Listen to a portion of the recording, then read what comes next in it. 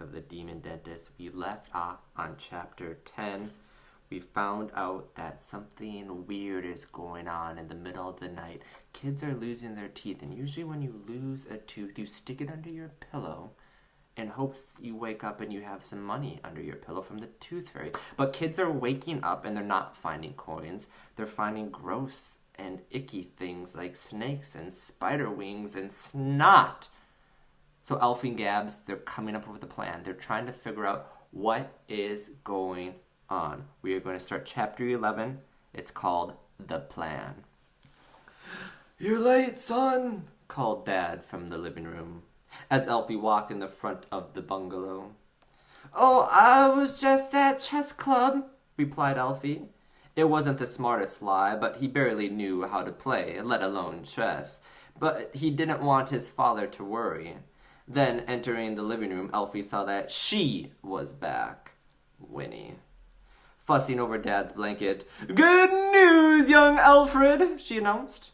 "What's that?" said the boy. He was hoping Winnie was going to say she was moving abroad. "I've got you an appointment with the dentist," she said proudly. Alfie shuddered. "Good news, isn't it, son?" said Dad. "I spoke to Miss Root on the phone this morning," said Winnie. "She told me she remembered meeting you at your school yesterday. Anyway, she said she was all booked up with patients, but as your teeth are so bad, she could squeeze you in tomorrow at 2.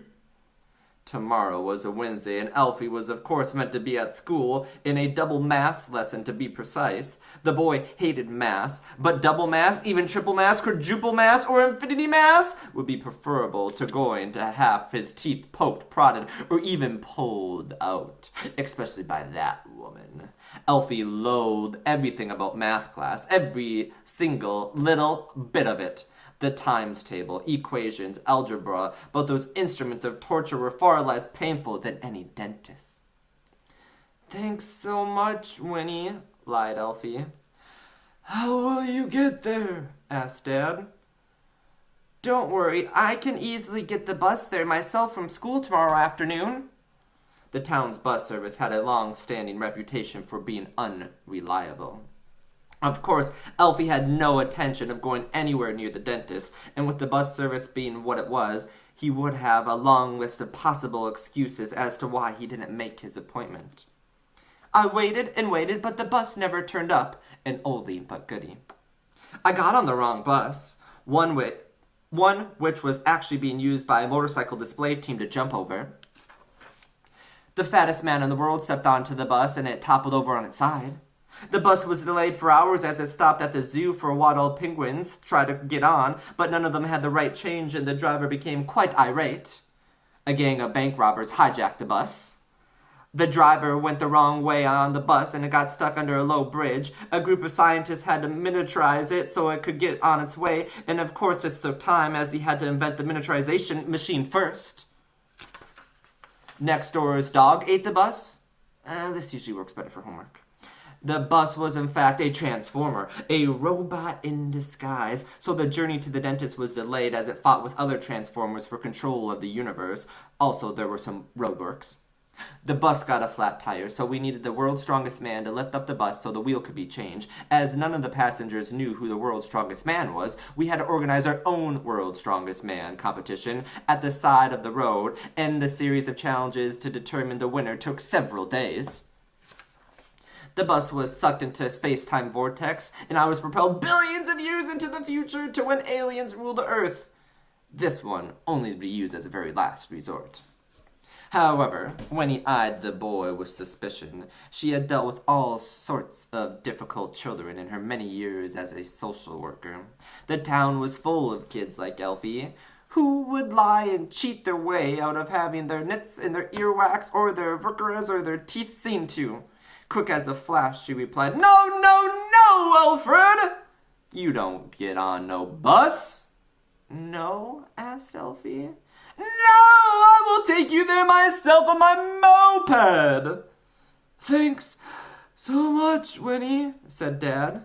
"All part of the service, Mr. Griffith." The social worker expounded on her plan. She would collect Alfie from school on her moped at 1:30 p.m. The journey was only 15 minutes, so there should be absolutely no chance he would be late. In fact, most likely he would be early. When they arrived at the dentist, Winnie would take him upstairs herself. That way there would be no opportunity for the boy to take an unscheduled detour to the local sweet shop. Next, as Miss Root poked and prodded Alfie's teeth, Winnie would wait and book the boy a follow-up appointment. Finally, she would drop him off back at school. He wouldn't even have to miss all of double math class. It was all so well thought out. How could it fail? Alfie watched at the window as the social worker, looking like a giant tropical fish, chugged off down the road in her little red moped. The machine made a rather stuttering tut-tut-tut-tut sound as she motored away.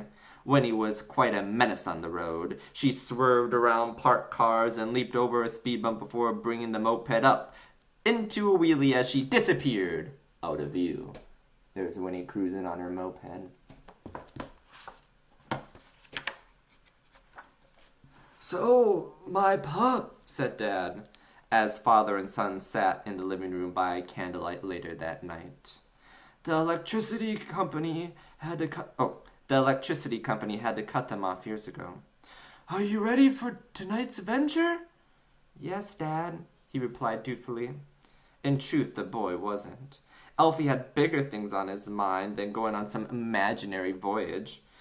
"So close your eyes and believe," implored Dad.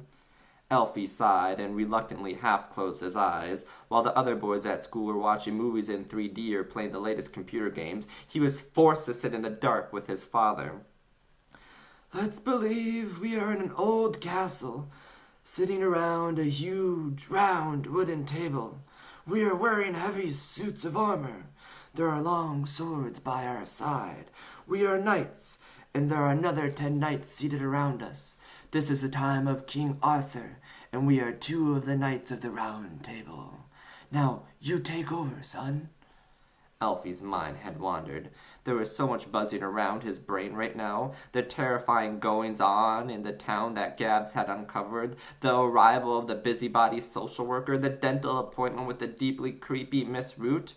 So although Alfie had heard what his father had said, he hadn't listened. Okay, well, we're knights, right? So, I don't know." Dad opened his eyes and saw that Alfie's were open too. "What's the matter, son?" "Nothing, Dad. Sorry, I just have a lot of schoolwork on at the moment. Got some big tests next term." The candlelight flickered in the dark, but there was enough light to see that Dad was upset. He reached out for his son's hand. "Pup, you'd tell me if there was something wrong, wouldn't you?" "Of course," said Alfie. As he pulled his hand away, his mind was racing. There was no way he was going anywhere near that dental surgery. Alfie needed a counterplan, and fast.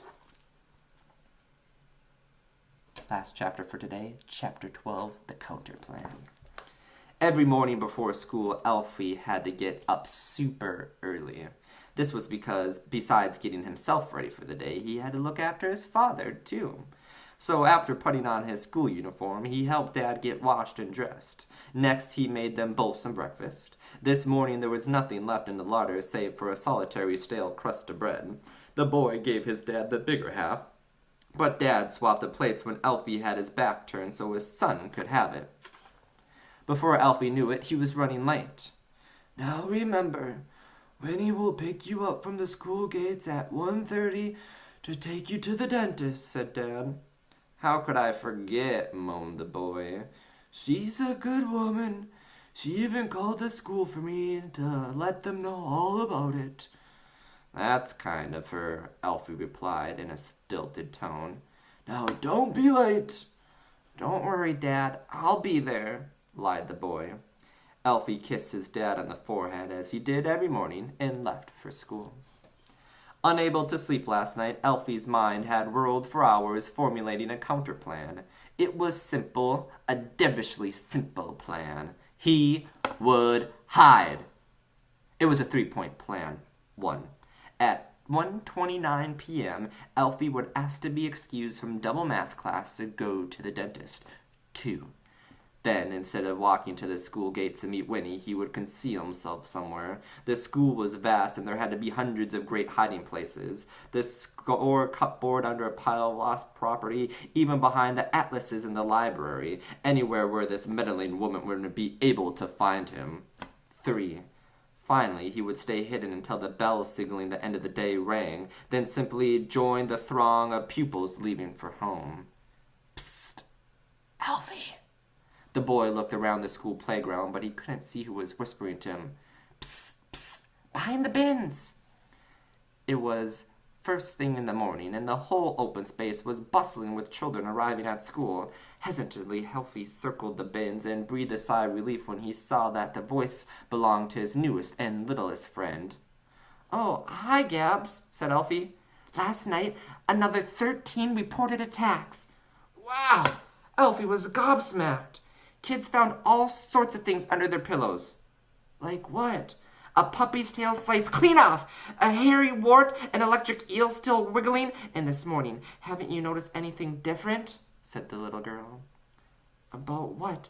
The kids. Look at them.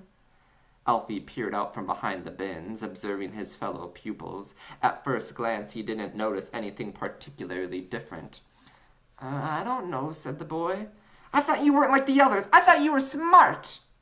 Alfie was determined to go back up in the girl's estimation. Now he looked closer and noticed the kids were much quieter than usual, many of them holding their jaws in pain. Toothache, proclaimed the boy. Bingo! We got it there, sighed Gabz. It must have been all the sweets Miss Root was giving out. You don't say, she retorted in a sarcastic tone. Alfie was beginning to tire of being spoken to like he was a complete dummy. Please just shut up for a moment. I'm beginning to find you really annoying. Alfie gathered his thoughts. So, obviously those sweets can't be sugar-free. They must be absolutely packed with sugar. But why is Root doing this? Just to get new patients? Or some kind of sick and twisted joke, mused Gabz. Alfie suddenly remembered. You won't believe this, but my social worker got me an appointment to see Miss Root this afternoon. A broad smile crossed the little girl's face. That's brilliant! What? Said Alfie. You can have a look around her surgery for clues. See if there's anything that connected to all the tooth-snatching that's been going on. Alfie couldn't believe what he was hearing. Are you crazy? That woman frightens me. I'm not going anywhere near her surgery. Who knows what she might do? Scaredy cat. Alfie looked down at Gabz. He couldn't believe that he'd been called a scaredy cat. And by a girl who was only 11 and at least a foot shorter than him. Say that again, demanded Alfie. Gabz wasn't easily intimidated. Scaredy cat, scaredy cat, scaredy cat, scaredy cat. She taunted. Hey, Miss Marple, you're the one who's desperate to find out all about her. Why don't you go, sneered Alfie. Gabz fixed him with a stare. Maybe I will, she said. And with that the little girl twirled, flicked her dreadlocks, and made her way into the main school building. The school day passed painfully slowly for Alfie. Lessons seemed to stretch on for hours. The boy was waiting and waiting for double mass when he could put his 3-point counterplan into action. There was no way he was going to miss Root's surgery and letting that woman loose on his teeth. Alfie didn't care one bit if that made him a scaredy cat. Finally, the clock clicked into position. It was 1:29 p.m., right on cue. Alfie put his hand in the middle of a particularly devilish piece of algebra and asked to be excused from class. His math teachers, Mr. Wu, had been informed of the dentist appointment by the school secretary and let him go. Jolly good, I do think it's time for you to have your teeth seen to, Griffith, announced the teacher, to snickers from the rest of the class. Alfie said nothing. He stood up, collected his books, and left the classroom. Boom! The counterplan was working like clockwork. All he had to do now was find somewhere to hide, and fast.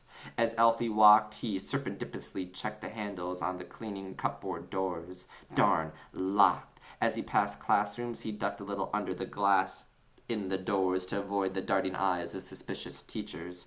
Heading upward, he passed a window on the central staircase and peered out. Through the grimy glass, Alfie looked past the empty playground to huge school gates. The unmistakable and unmissable figure of Winnie was standing out in the rain, her little red moped by her side. The woman had a big orange rock on that was blustering in the winter wind. It gave her the appearance of a tent that was about to tear free of the pegs and flap off high into the sky. For a moment, Alfie felt a pang of guilt that the social worker was out there in the cold waiting for him. She was only trying to help, isn't she? He thought, before another thought crossed his mind. No, she's just an interfering old bag. Silently, he watched as Winnie checked the time, then looked up at the school. Alfie ducked his head. Had she seen him? He couldn't be sure. Running up the stairs, the boy continued his desperate search for somewhere to hide. The classrooms were all in use. The pottery room was locked, and going all the way down to the boiler room right now was far too risky. Then somewhere deep in the belly of the school he heard a sound that Alfie couldn't possibly have planned. Counterplanned, or even counterplanned, for the tut-tut-tut-tut of Winnie's moped was going along the corridor. And that's where we'll stop for today.